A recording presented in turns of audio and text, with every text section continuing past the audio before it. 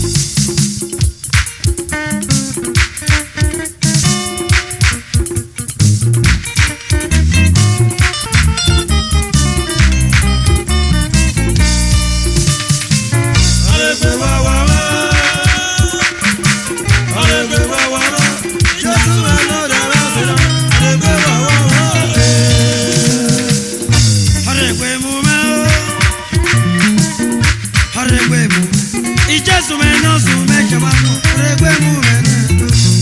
Jésù no Aregbe wa wa wa. Aregbe wa wa wa. Jésù me no ra ma se no. Aregbe wa wa wa. regbe mu me o. Regbe wa wa me.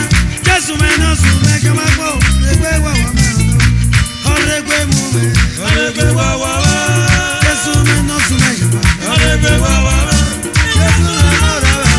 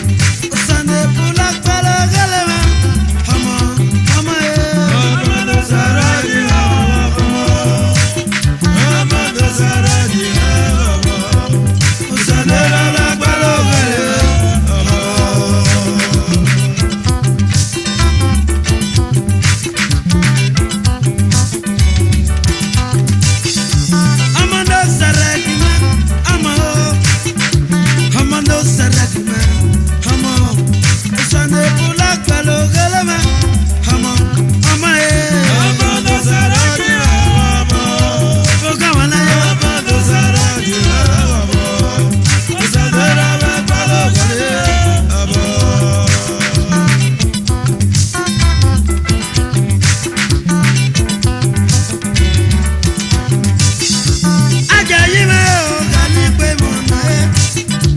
Ajayi me ya wa gali mo na.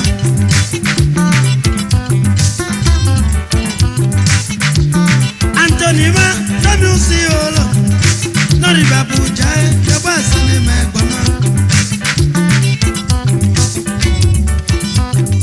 Madame Sunshine no riba puja e.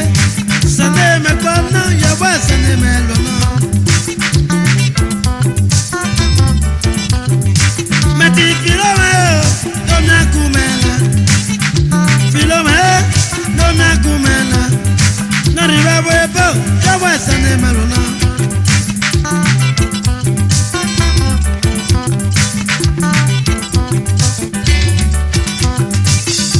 Feti me no riba webo. Feti no mama ya wa go bulo bulo na. Panu terere ya wa gali kagete. Feti no mo.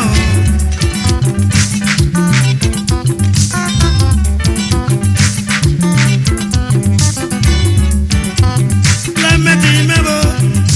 No do keka. Hali gbe mona. La meti me no mo me. No Rebecca, Sunday Mekana, Hamando Sarakima, Hamando Sarakima, Sunday Pulak Palo Galama, Hama, Hamando Sarakima, Hamando Sarakima, Sunday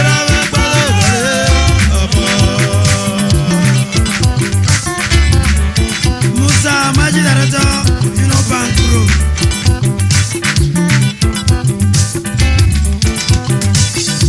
I tell you when me take my mellow. Like yeah, I'm not gonna fuck. Osta de paper daya. Alla subaja was in the melon. Atuma Tenement General, President of National United of those Workers Group Base.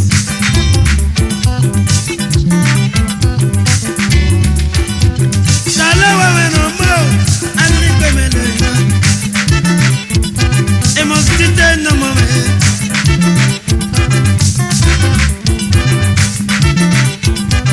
Meti pa ya si me ya wa gali pemele. Ati me tane me kona. Tane me tuje.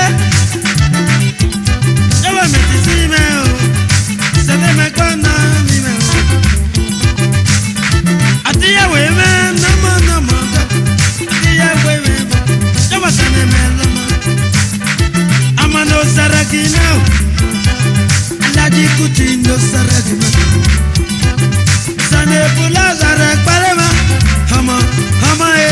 Amano saraki hama. Amano saraki hama. Sadera me palema hama.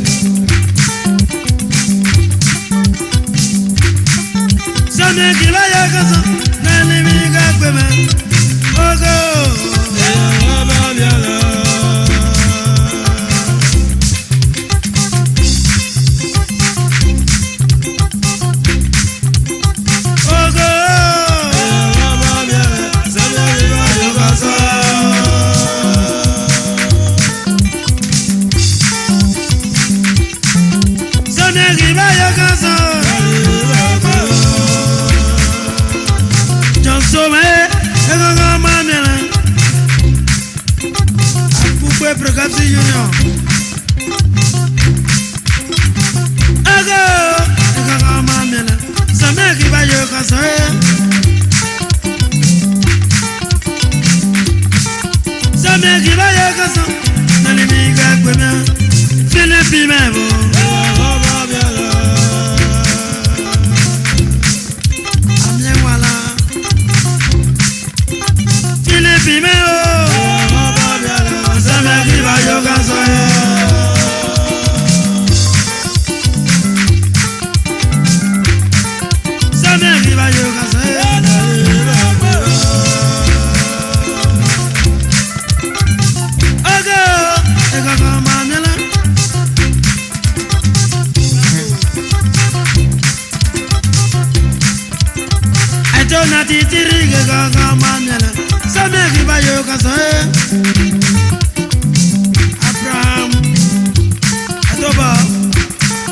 Sane kibaya kaso, nani miga kweme. Ogo.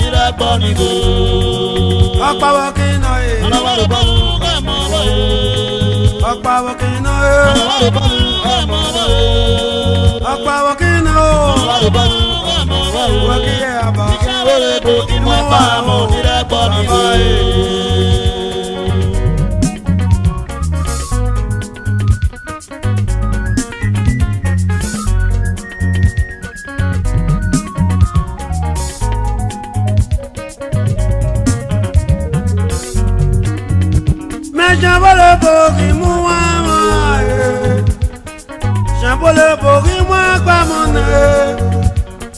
Jambole bogi moi mo. Niragbanigo, niragbanigo, niragbanigo Afile waya webo. Orobo baba. Oba mujibire.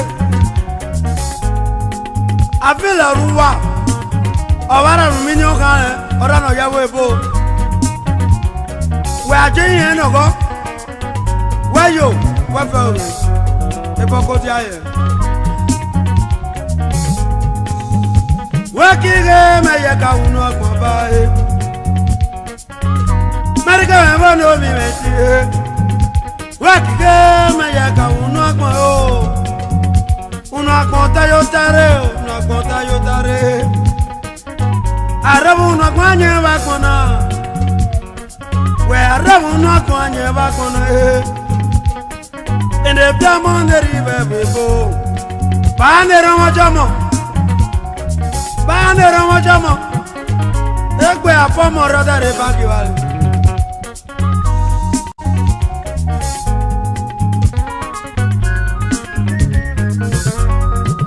Ijabole bonana o Imepamo Ijabole bonana Imuwamo Bratino vimetie Imepamo Wakigo Imuwamo Imepamo Niragbanigo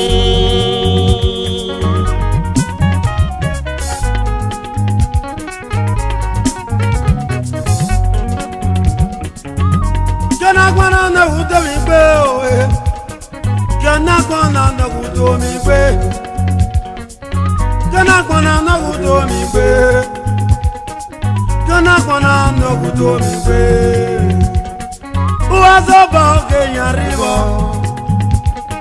Uwazo ke yaribo Amale balu yanako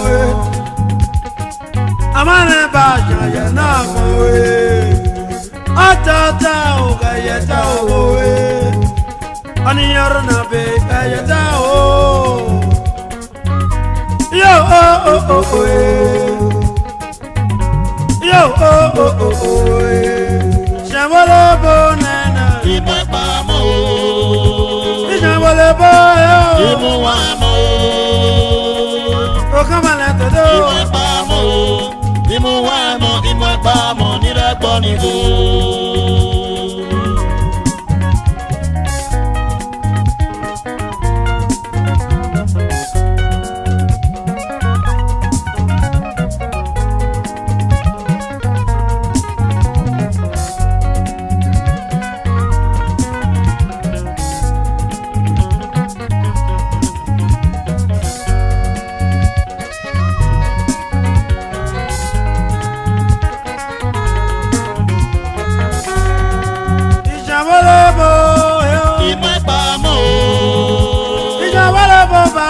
Imuwamo Imepamo Imuwamo Imepamo Niragbanigo Akpawakina Anawaru balu amawa Akpawakina Anawaru balu amawa Akpawakina Anawaru balu amawa Wakige o Ishabole Imepamo Niragbanigo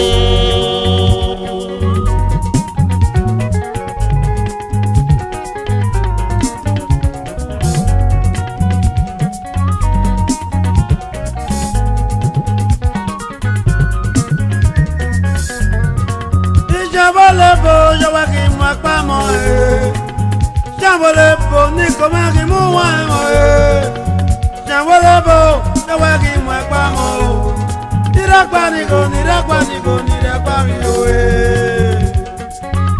Oko meno mometie Obi bori Oko meno mometie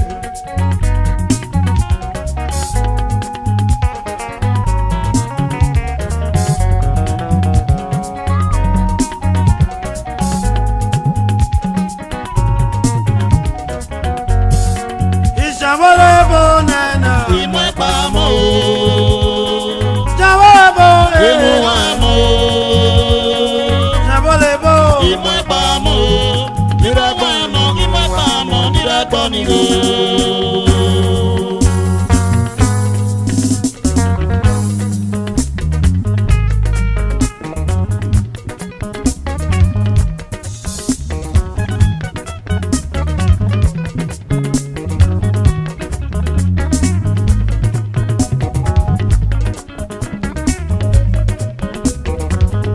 Agena Feria Fada no remesena Monte kuna bayo Abale Amanigo Okakakwe Amanigo kakakwe aba Amanigo Okakakwe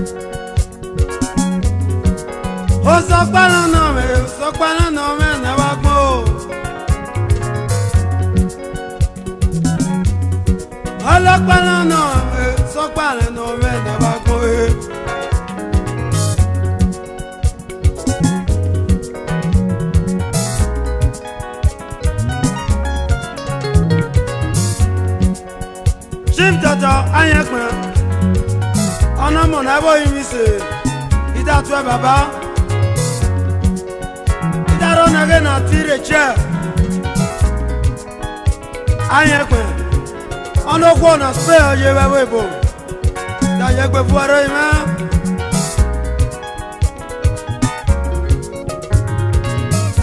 Mevajo, Mevana, Baba,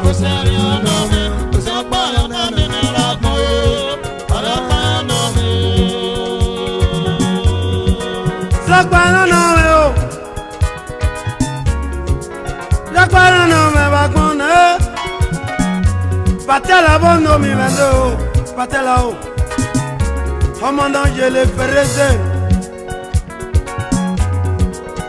Patela no genoma, patela menoma no chegedo. Ono kwa na Africa shop Ferrezé. Ida tua mama yaro yo.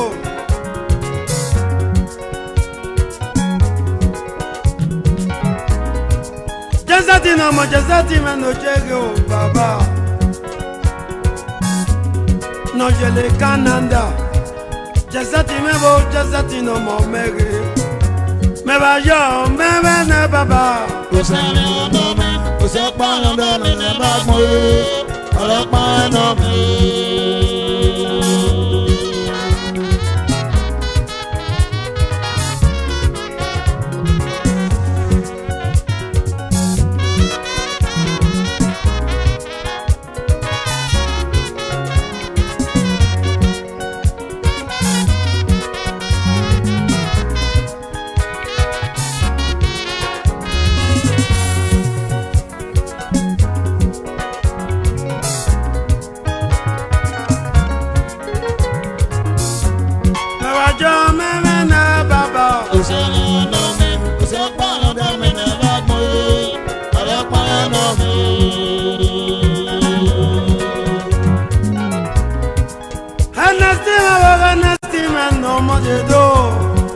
Mr. and Mrs. Ernesto no more veloce. No ribabo, Obi 48. Obi abo ini tue baba. Aroba no se me bogi tue gamona. Baba tukume no mo metie. Itue mona tukume no jege.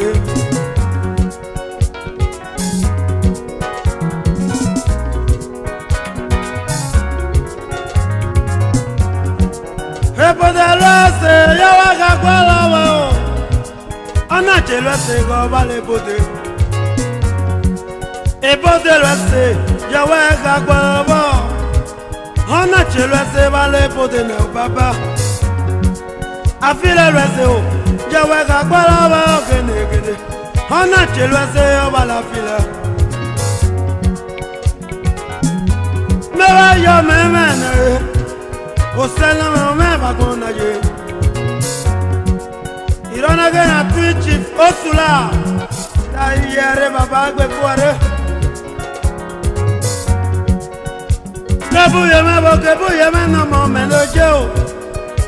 Gabu ye me no chege gomo. Ana mo me sonuna. Wa te kiro mire. Wada na mo odi mebe ma istono so. A toto pila me no momento je no je le tali e maria bo no mi me e maria do no rive volevo Italy sato come bo ovvio coeco sato come bo ovvio coeco alla spunami no je me no mo.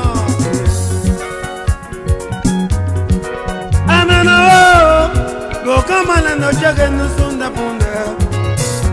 Me ba jo me men baba. Osane onome, osakpa onome ne bagmo. Olakpa onome.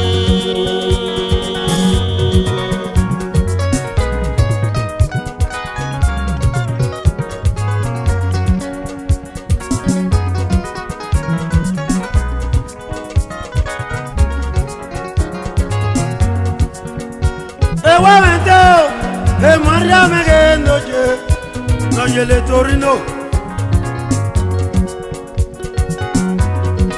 Ek me kasi me no me bo me. Ek me gas.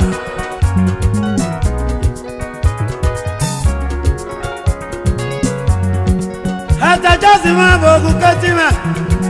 Ebo President Unique Social Club of Nigeria Rome.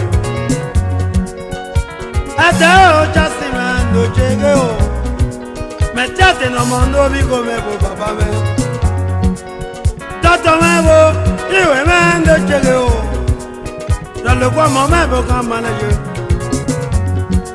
Tato ka bwe, Docteur bueno mi métier. Docteur bueno no mo te como. Me va yo, me manda baba. Usana no me, usapa no de me na ba mo. Arena no me.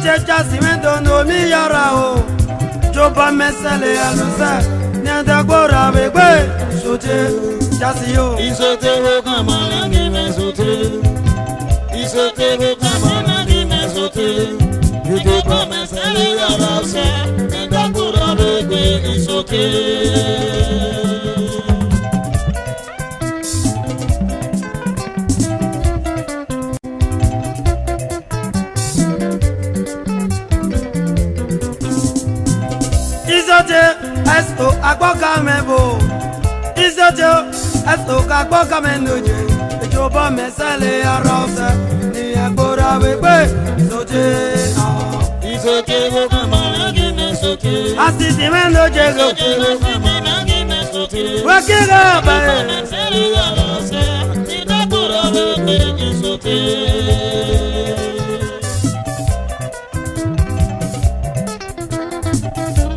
Ida Twena Mona. God Promotion Social Club of Nigeria from me. President Ebome Iyo. Taje gbe faraba.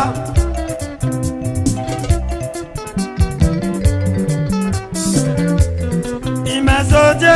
Isote roba mama ni mesote. Isote roba mama ni mesote.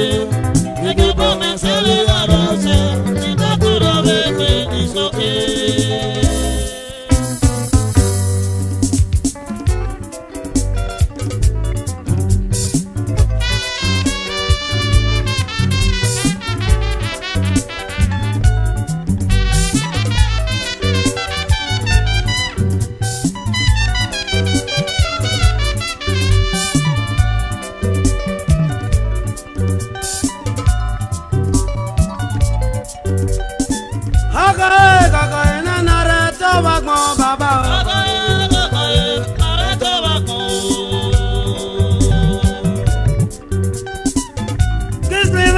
Juro wendo jege, kizo juro.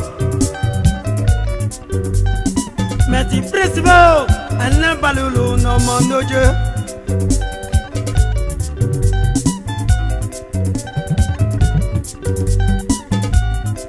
Sato de me bono moje, obiya, alikwe mo na noje.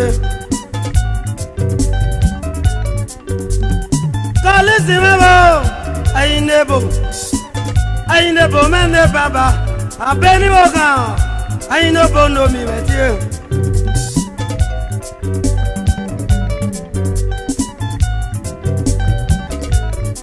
ESAN Parliament Social Club of Nigeria. President Atiku Fámẹ́tò no monde. Hechin amigo, Akbasubi.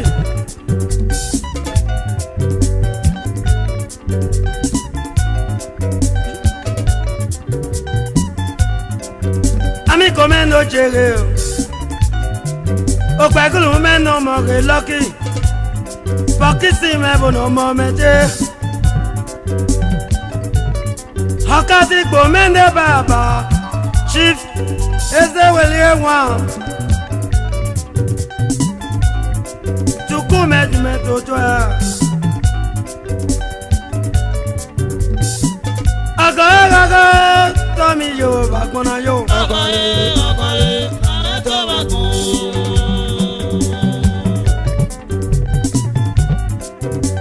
ESAN United Committee of Friends Lagos Baba Peter Kamati mebo Akwale o nede Akwale areto bagu Akwale Oni mebo no modo Papa Sante man, Papa Sante no jege. Papa Sante.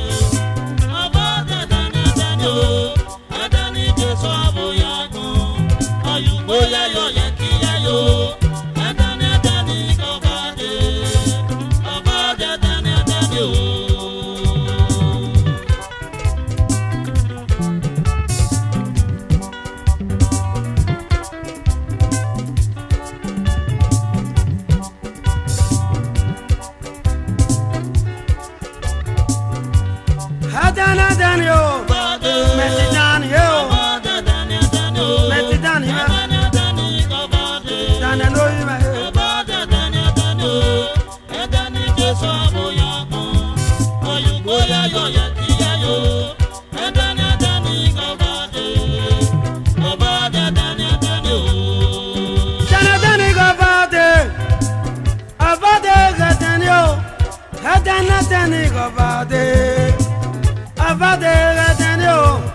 Adani Jesa Boyago, Ataki Yato Yugoyayo, Adani Jesa Boyago, Ayaki Yayo Yugoyayo, Abade,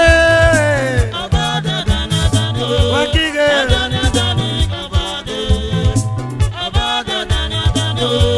Adani Jesa Boyago, Ayugoyayo, Yakiyayo.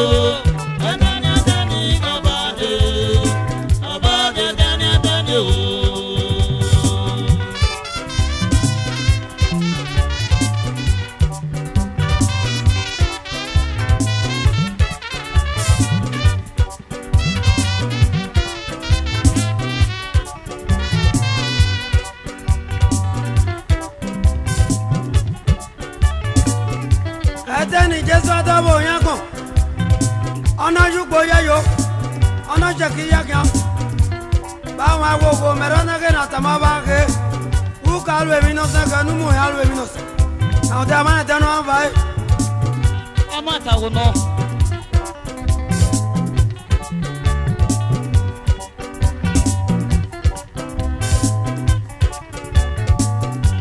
adana dayo alaji me o alaji no ima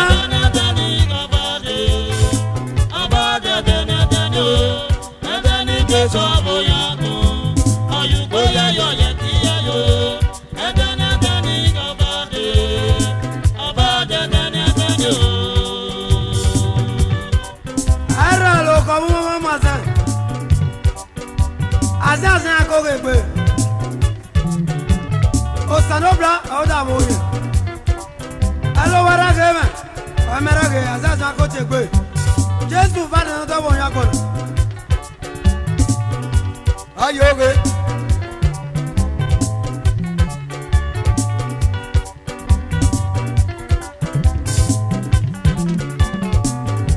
Adana dane Moses okameo Moto dila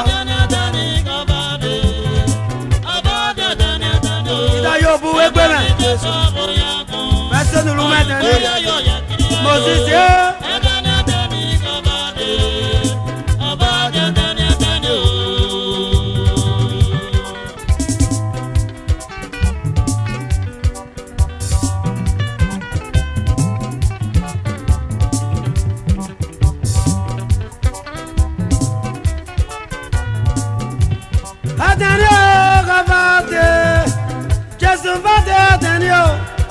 Atenio gavade Jesu vade atenio Etana kene boyagbo Ito ayaribo atenio Etana kene baene Etana ayaribo atenio Adana dani gavade Jesu nojo Gavade adana dani Adana dani gavade Gavade adana dani Adani Jesu aboyago Ayugoya yo shakiya yo Adani Jesu gavade Gavade adana dani Adani Jesu aboyagbo Jesu ba Gavade adana dani Dani Jesu aboyagbo na ye Gavade adana dani